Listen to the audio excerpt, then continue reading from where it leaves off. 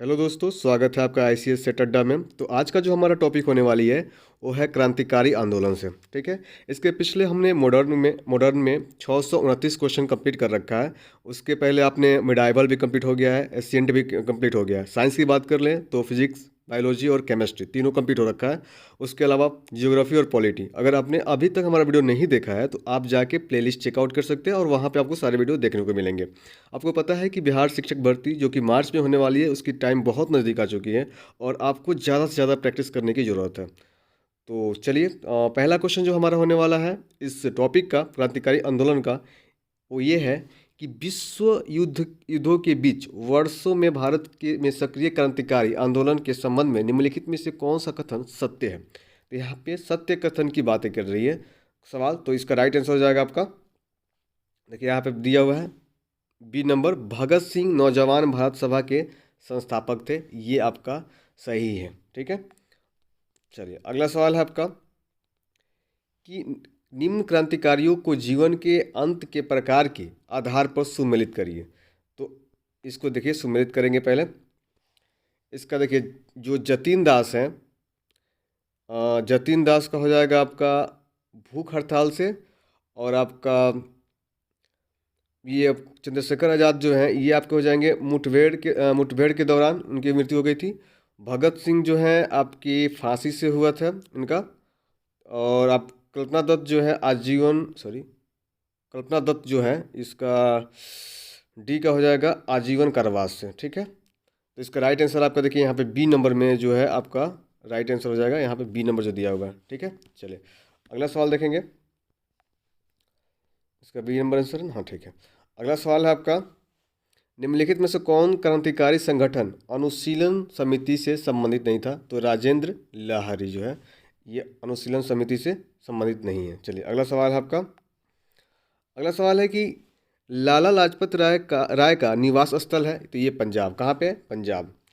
चलिए, अगला सवाल है आपका, जालियांवाला बाग हत्याकांड के लिए जिम्मेदार जनरल डायर की हत्या इनमें से किसने किया था। तो इसका राइट आंसर कौन है? सरदार उधम सिंह।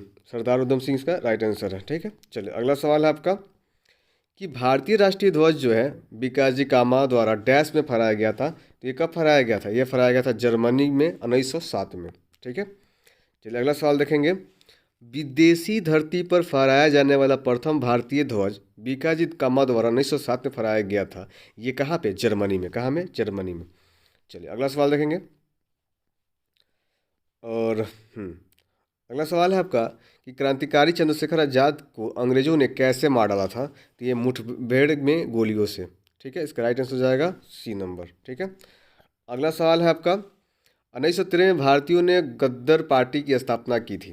तो गद्दर पार्टी का स्थापना कहाँ हुआ था? सैन फ्रांसिस्को में हुआ था। डी नंबर इसका राइट आंसर हो जाएगा। ठीक है। चलो, अगला क्वेश्चन आपका है कि निम्नलिखित में से किस स्वतंत्रता सेनानी ने नौजवान भारत सभा की स्थापना की थी। तो ये भगत सिंह ने। किसने करा था? भगत सिंह ने करा था। चलिए, अगला सवाल देखेंगे। इनमें से किसने भारत में 19वीं शताब्दी के अंत में फ्लैग की जांच कराने में विफलता के कारण पूना के पुलिस कमिश्नर रैड की गोली मारकर हत्या कर दी गई थी। तो इसका राइट आंसर जो है ए नंबर, दामोदर चापेकर द्वारा। ठीक है। चलिए, अगला सवाल है आपका, युवा बंगाल आंदोलन किसने शुरू किया था। तो युवा बंगाल आंदोलन जो था ये हेनरी विवियन डिरोजियो ने करा था। इसका राइट आंसर हो जाएगा डी नंबर। चलिए, अगला सवाल देखेंगे। अगला सवाल है कि निम्नलिखित में से कौन अलीमपुर बम कांड में शामिल था। तो ये बी नंबर, श्री अरविंद घोष। कौन थे? श्री अरविंद घोष। चलिए, अगला सवाल देखेंगे। हिंदुस्तान रिपब्लिकन एसोसिएशन का गठन कब किया गया था। तो इसका राइट आंसर हो जाएगा 1924 में। कब किया गया था? 1924 में किया गया था। अगला सवाल है आपका, गद्दर पार्टी के संस्थापक कौन थे। तो हरदयाल थे। कौन थे? हरदयाल थे। चलिए, अगला सवाल है आपका, निम्नलिखित में से कौन था जो काकोरी षड्यंत्र कांड में फांसी की सजा से बच गया था। तो इसका राइट आंसर हो जाएगा चंद्रशेखर आजाद। कौन थे? चंद्रशेखर आजाद बच गए थे। चलिए, अगला सवाल है आपका, इनमें से कौन काकोरी डकैती का एक संचालनकर्ता था। तो इसका राइट आंसर हो जाएगा, कौन थे?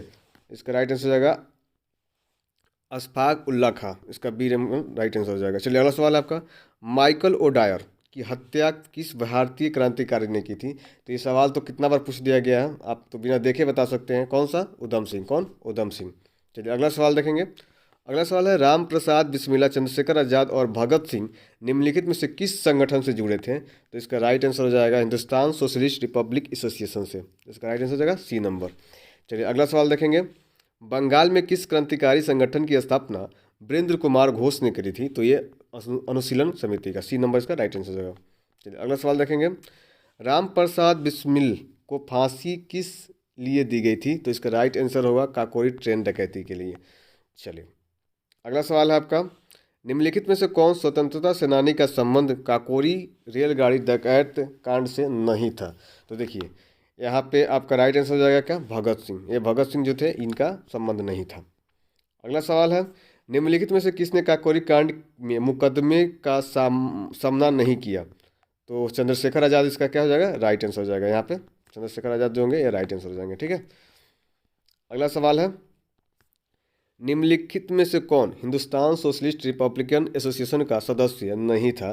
तो इसका राइट आंसर हो जाएगा नाना साहब। कौन, नाना साहब नहीं थे। चलिए अगला सवाल है आपका, हिंदुस्तान सोशलिस्ट रिपब्लिक एसोसिएशन की स्थापना किसके द्वारा की गई थी? तो इसका राइट आंसर क्या है, भगत सिंह। किसके द्वारा, भगत सिंह। ये क्वेश्चन पूछता है, इसको आप देख लीजिएगा थोड़ा। ठीक है, अगला सवाल है कि काकोरी ट्रेन डकैती कौन सी वर्ष में हुई थी? तो ये होती 1925 में। कब हुआ था, 1925 में हुआ था। चलिए अगला सवाल देखेंगे, काकोरी ट्रेन डकैती जो कि 1925 में द्वारा आयोजित की गई थी, ये किसके द्वारा आयोजित की गई थी? ये हुआ था हिंदुस्तान रिपब्लिक एसोसिएशन के द्वारा। डी नंबर इसका राइट आंसर हो जाएगा।